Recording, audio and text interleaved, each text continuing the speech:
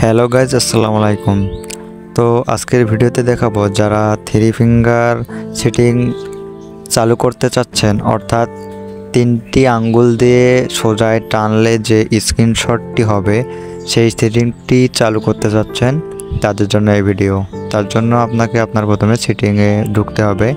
ঢোকার পর আপনাকে কোথাও যেতে হবে না, এখানে উপরে যে সার্চ বারটা দেখতেছেন এই সার্চ বারে সামান্য আপনারা লিখে দেবেন যে থ্রি ফিঙ্গার স্ক্রিনশট।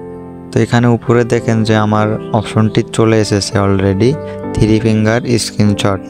এই স্ক্রিনশট লেখাটার উপরে আপনারা একটা ট্যাপ করে দিবেন। তো আমি এখানে থ্রি ফিঙ্গার সার্চ করে উপরে যে থ্রি ফিঙ্গার স্ক্রিনশট লেখাটা আছে সেটা ট্যাপ করে দিলাম। দেওয়ার সাথে এরকম পেজ চলে আসবে।